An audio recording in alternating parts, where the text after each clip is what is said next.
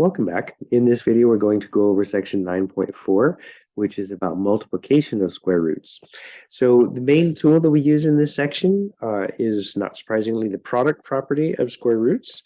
And we use this actually to simplify square roots by taking one radical and breaking it into two and then simplifying each of the component pieces. If we go the other direction, we can combine two radicals under the same square root sign. So what that says officially is if a and b are non-negative real numbers, then the square root of a times the square root of b, we can just call that the square root of ab. So that's going to be how we're going to achieve multiplication. So let's see some examples. Here we have the square root of 3 times the square root of 6. So if we apply that product property, that'll be the square root of 3 times 6, which is the square root of 18. And then one thing you'll find throughout this section is that we're going to continue needing to simplify radicals. So let me refactor the 18 as 9 times 2. So then we'll again use that product property of radicals to help us simplify. So we'll have the square root of 9 times the square root of 2. And then the square root of 9 is 3. We have 3 square roots of 2. So square root of 3 times the square root of 6 is the same as 3 square roots of 2. Okay, let's try that again with square root of 5 times the square root of 10. Using the product property of square roots, that's the square root of 5 times 10. And that's the square root of 50. 50, of course, though, is 25 times 2. So we'll rewrite that as the square root of 25 times 2. And then we'll use the product property of radicals again to split that into 2 square roots. The square root of 25 times the square root of 2. The square root of 25 is 5. So we'll replace the square root of 25 by a 5 and keep that square root of 2. And we'll finish with 5 square roots of 2. And that's the end of that. Here's one for you to try. It's a little more complicated. 3 square roots of 2 times 2 square roots of 30. Take a minute, pause the video, and try this one yourself, and then restart the video and see how you did. Okay, so here I'm going to rearrange things. Remember that multiplication is commutative, so we can call this 3 times 2 times the square root of 2 times the square root of 30. So that's just the fact that multiplication is commutative. 3 times 2 is 6. Okay, sorry about that. Zoom crashed once again. So here we had 3 times 2 gave 6. The root 2, root 30, we'll combine that under the same radical. So we'll have the square root of 2 times 30. 2 times 30 is 60. This is 6 square roots of 60. So then we need to think about how we can factor the 60 in such a way that we'll have perfect square factors. 60 is 10 times 6. It's 12 times 5. 12 has a factor of 4 in it, though. So let's call that 4 times 15. That's going to be the best way to do this. We'll have 6 square root 4 square root 15. The square root of 4 is 2. So we'll have 6 times 2 times the square root of 15. 6 times 2 is 12. 12 square roots of 15. And that's the end of that. All right, let's try some more. This next one has got some variables in it. That's okay, we can do it. Square root of 6x cubed times the square root of 3x. Let's take and dump all of that under the same square root sign using the product property of radicals. And then let me rearrange the factors in the radicand so that we have perfect squares on one end and everything else on the other. Taking care of numbers first, we have a 6 and a 3. 6 times 3 is 18. 18 is the same as 9 times 2. We had x cubed times x. That's 4 factors of x, so we'll call it x to the 4th. 9x to the 4th power times 2. We'll separate that into 2 separate radicals again. 9x to the 4th in one and 2 in the other. The square root of 9x to the 4th power is going to be 3x squared. So we'll have 3x squared square root 2. That's it. Here's one for you to try. Take a minute, pause the video, try it yourself, and see how you did. We have the square root of 12y squared times the square root of 3y to the 5th power. Okay, I'm going to begin by putting everything underneath the same square root sign using the product property of radicals. And then I'm going to take care of the number part first. We have 12 times 3, that's 36, which is a perfect square. And then factors of y, we have y to the 7th. That's the same as y to the 6th power times a y. So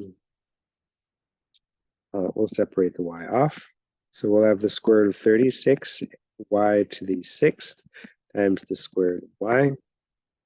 The square root of 36y to the 6th will be 6y cubed. So we have 6y cubed times the square root of y. So that's pretty fun. Here's another one with y's in it. That's good. We have 12 times 2. The number's outside. Here we're going to again use the commutative property for multiplication. Let me show the work on that. We'll have 2 times 12. We'll have the square root of 6y to the 4th power, square root of 30y. That's just using the fact that multiplication is commutative. Next, 2 times 12 is 24. We'll put the 6y to the 4th power and the 30y in the radicand. 24 stays outside. And then here, 6 and 30. 30 has a factor of 6. So I'm going to take that 6 out and leave the 5 behind. We have a y to the 4th power and a y left over. Okay, so then 24 is still here. The square root of 36, y to the 4th power, square root of 5y. 24 is 24. The square root of 36 is a 6. And then the square root of y to the 4th power is a y squared. Okay, and so 24 times 6 is 100 and, no, 24 times 6, 6 times 4 times 6. That's 36 times 4, 144. Y squared, square root of 5y. Okay. All right. The next handful of these, we're using exponent notation to do it, but how it's going to work out is really similar. The square root of 12 squared, that's just going to be 12. Really, there's not really any work to be done for that. If you want to really kind of belabor it a bit, this would be the square root of 12 times the square root of 12. If we use the product property of radicals, that's the same as the square root of 12 times 12. That's the square root of 144. Right, so continuing to simplify, that square root of 144 would give us the 12. We really don't need to go through all the steps here. We can recognize, though, that just taking a square root and squaring it should get us back to whatever the radicand is. Right, so here we have negative, the square root of 15 squared. So try not to be put off by the fact that the negative is here. This is the same as negative 1 squared times the square root of 15 squared. Here I'm using the exponent rule that says if you have AB raised to the nth power, that's the same as a to the n, b to the n. Negative 1 squared will just give us 1, and then the square root of 15 squared gives 15. So our final answer is just 15. All right. Next up, we have 5 square roots of 8 squared. So you could use this exponent rule, or if you really want to, you could write down 5 square root of 8, 5 square root of 8 twice. And then multiplication's commutative. This would give you 25 times the square root of 8 squared. That's 25 times 8, which is 200. Okay, here's another one that's kind of a combination of the last two examples. We have negative 4 square root of 6 squared. So this is the same as negative 4 squared times the square root of 6 squared. Negative 4 squared is going to be 16, and then the square root of 6 squared is going to be 6. And then 16 times 6 is 96. All right, that's the end of that. All right, some more examples. All right, so far we've just seen a single term multiplied by a single term. In the next handful of examples, we'll be using polynomial multiplication to multiply square roots. So in each of these examples, we have a single number multiplied by either a sum or difference of numbers. So we can use the distributive property on this. So as you know, the distributive property says A times B plus or minus C is AB plus or minus AC. The number outside gets multiplied by each number inside. So here we'll have 2 times 3 minus 2 times the square root of 5. The 2 outside got multiplied by each term inside. This will give us 6 minus 2 square roots of 5. In the next example, our number outside is the square root, but we're going to do it the same way. We'll have the square root of 7 times 1 plus the square root of 7 times the square root of 14. The square root of 7 times 1 is just the square root of 7. And then the square root of 7 times 14, we'll use the product property of radicals to put that underneath the same square root sign.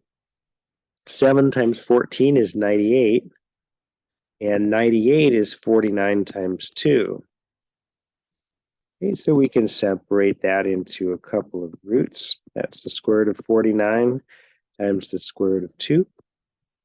That'll give us the square root of 7 plus 7 square roots of 2. And that can't be simplified any further because they're two unlike radicals.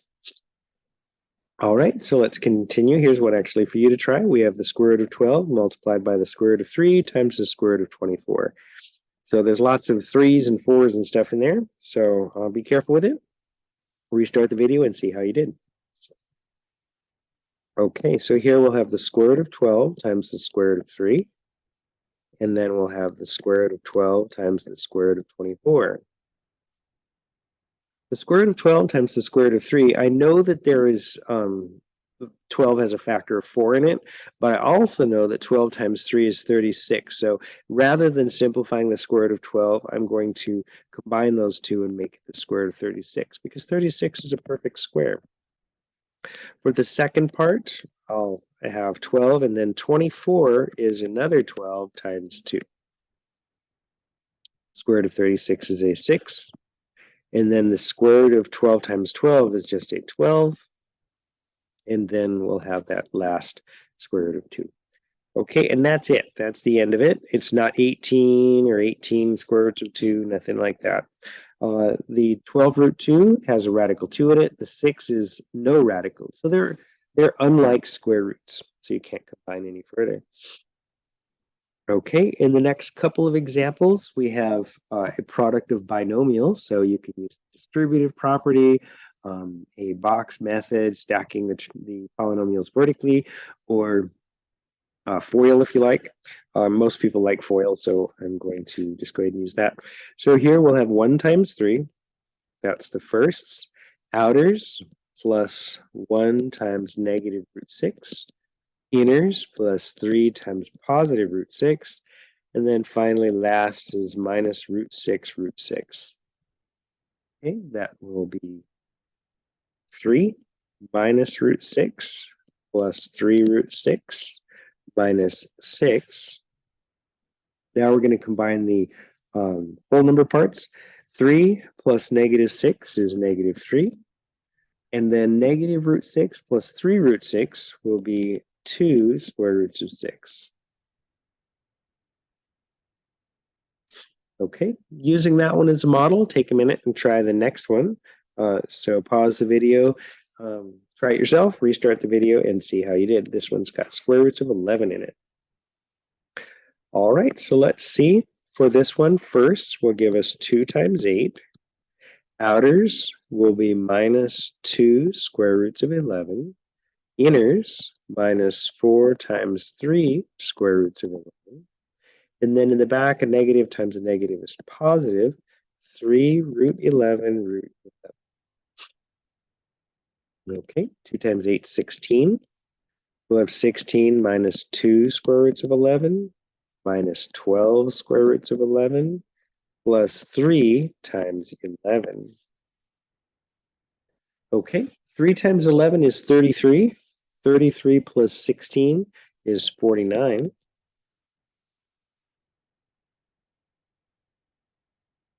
Just a little note about that.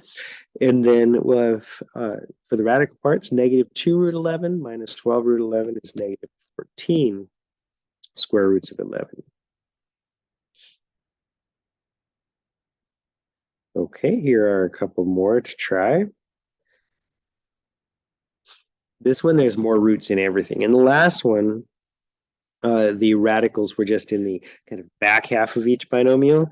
In this next one, all of it's got roots in it. So we'll just be careful still. Firsts, we'll have 5 square root 3 times the square root 3.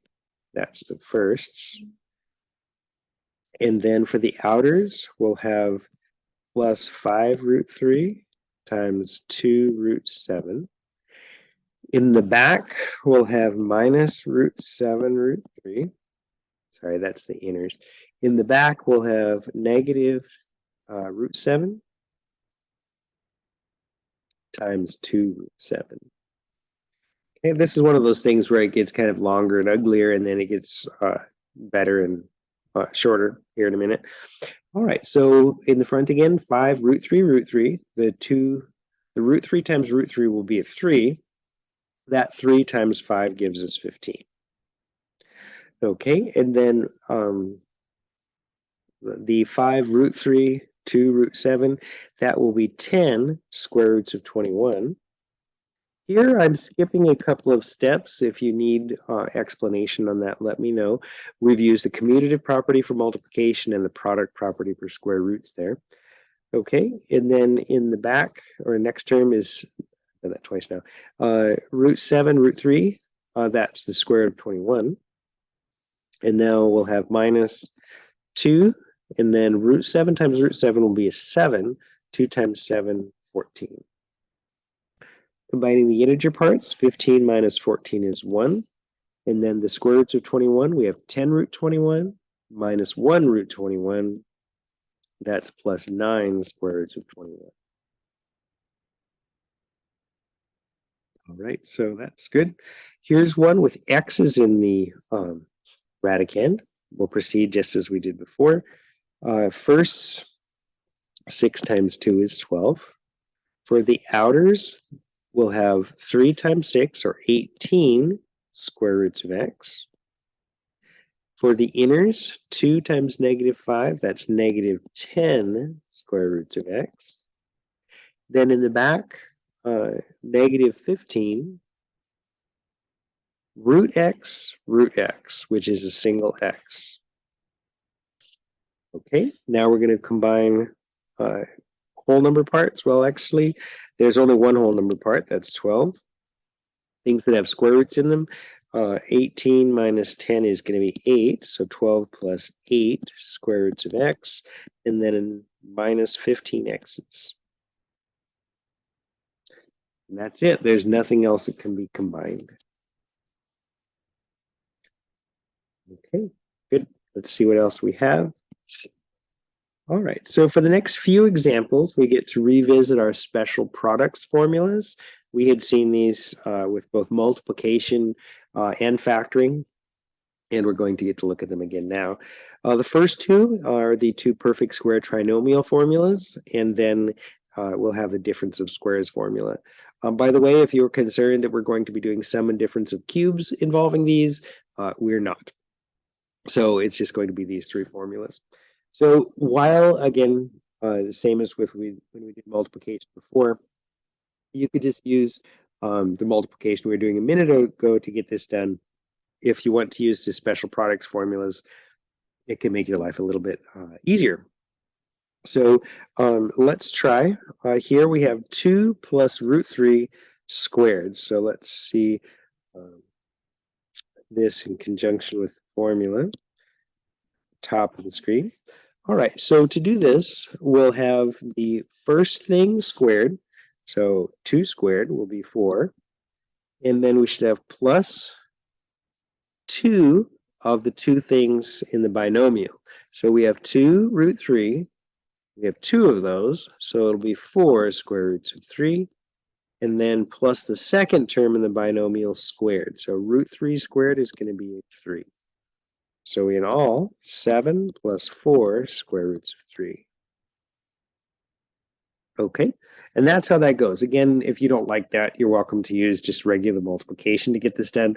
If you recognize the pattern, it can make your work a little bit faster. Before I want to go on, I wanted to point out a common error with these. For some reason, with square roots, people want to try to quote unquote distribute the exponent. So looking at the highlighted part in yellow, 2 plus root 3 squared, we saw just now that is 7 plus 4 root 3. It's not 7. Sometimes people will look at that and say, okay, let me just square the 2 and square the square root of 3, and that gives us 4 plus 3 or 7, which, as we saw, is not true. So there is an exponent rule about products, that if you have ab squared and that's multiplied, that's a squared times b squared if you're multiplying, not if you're adding. If you have a plus b squared, then we're going to follow the green formula at the top of the screen. It's not equal to a squared plus b squared. Here's an example that has no square roots in it that illustrates that. 1 plus 3 is 4. 4 squared is 16. If you try to square the pieces, 1 squared is 1, 3 squared is 9, 1 plus 9 is 10, and 16 is not 10. So don't do that. Okay? Let's try a few more. So here we have 10 plus root 2 squared. Let me write down the reference. A plus b squared is a squared plus 2ab plus b squared. So we'll have the thing in the front squared.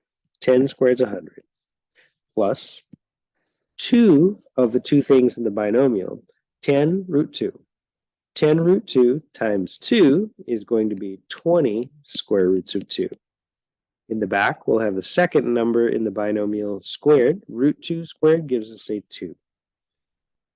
So you'll have 102 plus 20 square roots of 2.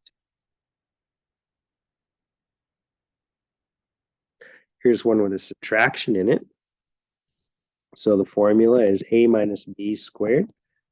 That's a squared minus 2ab plus b squared.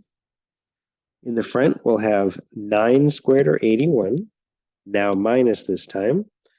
9 times 2 is 18. Times 2 is 36, or 10. And then plus, in the back, the second thing squared. 2 squared gives a 4. So let me write it out over here. 2 root 10 squared will be 4 times 10, or 40. Okay, so this will give us 121 minus 36 square roots of 10.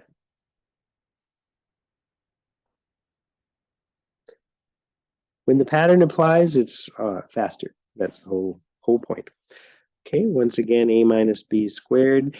If you are still working on remembering these formulas, if you write them out like this all the time, you're going to remember them really fast. All right, so here in the front, we have 3 squared, or 9, minus again. 3 times 4 is 12, times 2 is 24. We'll still have root x. And then plus 4 times 4 is 16. Root x times root x is x, so we'll have 16x. This time we can't combine any terms, so we're done. All right, this time we have a pair of conjugate binomials. This was a third of our formulas. So let's see how that looks, the difference of squares. So 4 squared is 16, minus root 2 times root 2 is just a 2. 16 minus 2 gives 14. I like those. All right, 4 plus 5 root 7, 4 minus 5 root 7. Take a minute, pause the video, try this one yourself, restart the video and see how you did. Okay, so here we have a plus b, a minus b is a squared minus b squared. So for the front, we'll have 4 squared is 16, and minus, and then 5 root 7 squared. That's 16 minus 5 squared is 25, and root 7 squared is 7. Okay, so that's 16 minus 175. Yeah. All right, so that's 175 minus 16. 159, negative 159. All right, so there's that. I think we're almost done. Maybe we are done. We are done, so that's even better. So multiplication with square roots, a lot like multiplying polynomials. Let me know if you have any questions and have a great